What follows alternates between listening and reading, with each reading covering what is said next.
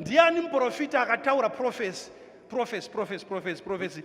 Which prophet gave a prophecy? Vachamisa vachiri kusekondary school kuti pane mukomana anonzi Nelson Chamisa achazoita leader we opposition party. Ndiani prophet wanakazvitaura? Hakuna muprofita asingapotse. There is no prophet that never misses. There is only one prophet asingapotse anenge achiprofita probabilities. Ladies and gentlemen, patrenda video raProphet Makandiwa vachichallenge maprofita ese echokwadi kana enhema. I think ana Prophet Miracle Paul vanopindawo ipapa neng'anga dzose nana meja hanzi Africa yese. Pane rimwe zing'anga raya riri kuGhana riri kuchiri mwezo rakashata so riri kudiwa futi ipapa hanzi pane a meter which is up for grabs 1 million. But I think vanhu vangoona video roro chete, but pane zvimwe zvisingaonekwe nemaziso enyama zvinoonekwa nemaziso emajournalist akada seni, which I observed, which a lot of people might not have observed. Prophet Makandiwa vaita kanenge kakudhisa maprofita anoti kumunga kumsasa kwese variko hanzi imimi munonyanyopa zviprofita zvekuti kana yangu election motanga mambotarisa kuti mepuri kuenda nepi matanga muprofita yekuanalyza.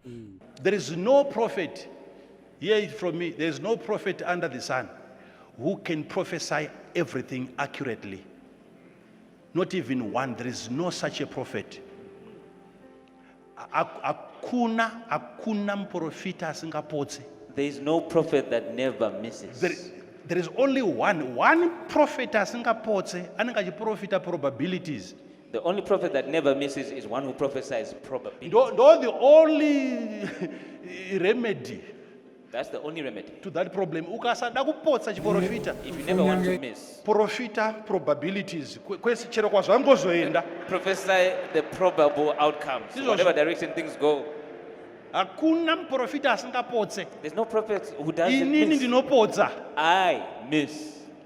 Any prophet asingapotse. Any prophet that Isa doesn't miss. prophecy yaka. Iplayer.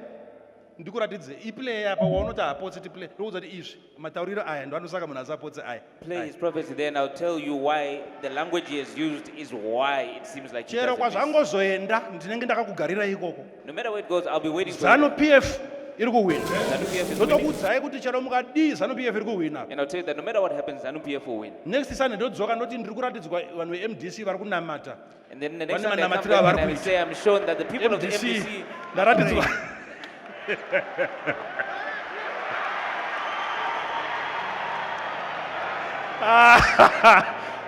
My way.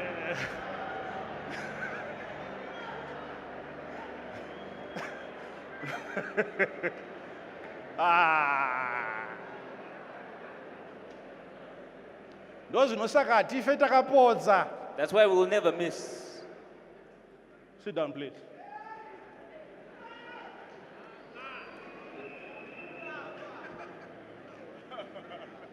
I would rather follow a prophet anoti ZANU-PF ndo iri kuwina. I'd rather follow a prophet who says ZANU-PF will win. No matter what, yobva yazoruza zvayo. And then Iye ati no eventually matter lose. what.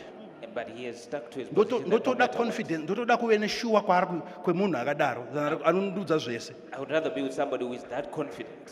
Ndikunzwika here? Do you hear me well? Ndikunzwika Are you here? hearing me well?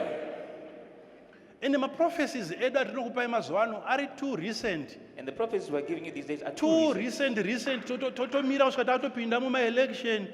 Marale akutomboitwa tatomboridha kuti zviri kuenda nekupi taakuya kuzokuudzai nechii. Wait until the election season has started and rallies are running. And then we come Kokutiudzawo and give 20 it. years ago kuti Trump achaita president. But to come 20 from 3 years years ago before. and tell you that Trump will become president. Hatikuudze izvo because hamudemanded that. We don't tell you that because you don't demand that.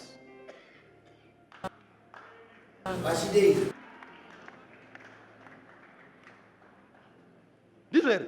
Is that right? Ndiani muprofita akataura prophecy.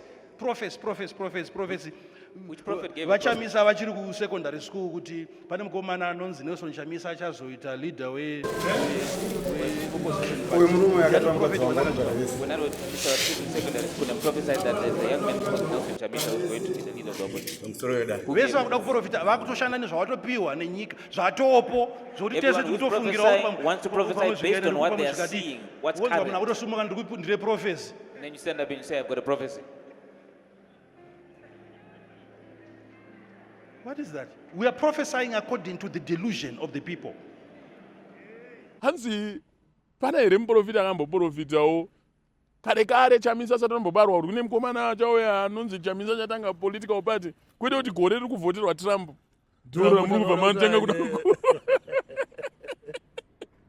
anoona hanzi hakuna muprofita asingapotse.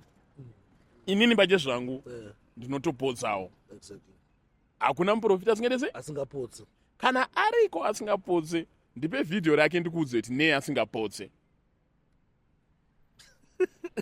Video ratida kuona iri. Just about now. Because how I look at things. Kune mwe muprofita anosvita apotse. Ene muprofita ena Prophet Makandiwa vanikaitanga kuenzana mbijana. Vakazongosiyana pakuti anoona inini ndini Makandiwa iwe ndiwe muprofita vakazongosiyana palevel mbijana dzatakangoita izvi pakureba but muprofita anoti hairese haapotse zvikana Prophet Makandiwa ndipe video rake ndikuudze kuti nei asingapotse.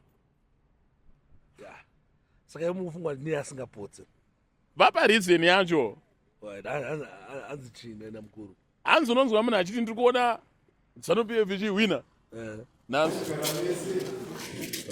after zvimazuva unonzwa kuti but handisi ndaona ngeri kushanda zingaite saka chozoti kama ndichekuzoni panozoita inenge yawina ipapo profesi inobva yanzi fulfilled ndeimwe yacho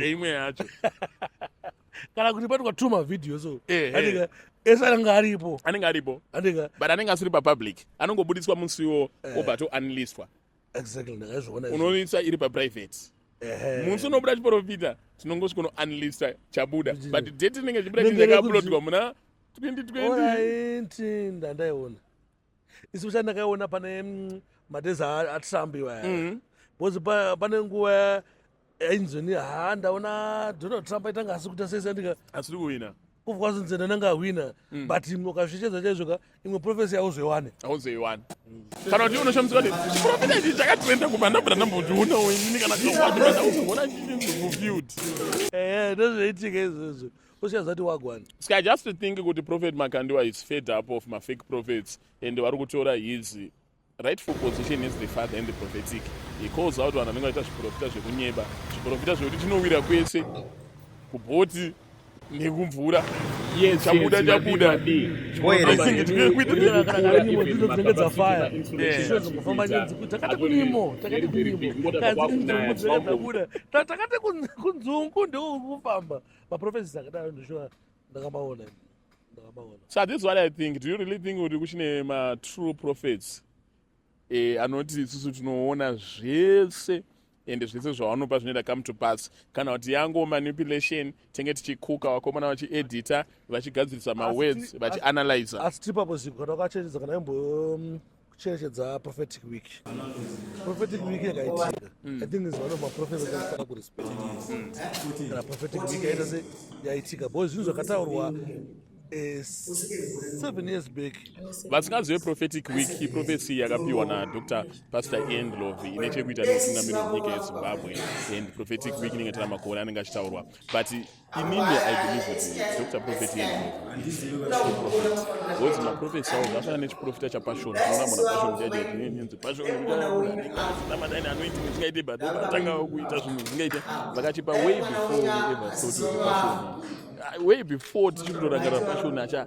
way before ndo the type of prophecy inoita naProphet Makandiwa kuti ndokuudzai Prophet Makandiwa pawabva toenda another example vachizvipointa to himself kuti inini I prophesied about kudya ice cream kwaidi munangagwa poison nchi munhu achitori vice president vanhu vese vasiri kuda kuprofita vasati kuti munhu achingoprofita about vice president vanongoprofita about president aripo nanatoprofita zvese izvozvo way before izvezvi hanzi munhu wese bozi Prophet Ian Lova ndika vanozviprofita zvakawanda zvandakaona zvakaita come to pass zvinenge zvine makore ini ndina someone ari close to me akatoprofitwa naDr. Ian Love zvakaita come to pass sata kumboza kuti chikombotaurwa chii kuti kana ndakamenda bulawayo chechikwawo ndakatombona atenda service yavo munhu anga ndinaye akatoprofitwa takadzoka tine confusion chiti zvekutaura izvi nezvinhu zviri paground asi kutomboenderana but zvakazodza kutanga kuitika maevents atanga kuitika ndopandakazanozva kuti vanoprofit saka chiprofita chaicho ndachipiwe tisati tatombone clue kutoti tatoona kuti vanhu vanenge vatotanga kubatana kula takutanga kupa maprofits edu aiwa izvasi zviprofita. Tell me what you think about video ramaone raProphet Makandiwa vachitsanangura kuti chinonzi chiprofita chaicho chii. Ladies and gentlemen, it's now 2025 and the first thing that I do is to remind you that I'm still a proud brand ambassador of Logos Solar Tech. Today, ndamboenda nawo kuti vanoinstalla inonzi Zigo package. Inonzi Zigo package because it was first installed kumba kwangu and it's exclusively products inema must batteries, must inverters, must what handisi expect handisi nyatsoziva saka ndauya naMr. Kechi an expert wekulogos solar tech timbovabvunza kuti zvakamira sei. Yakamira sei package yedu? So Zigo package is a 3.2 kVA solar system in a just must products.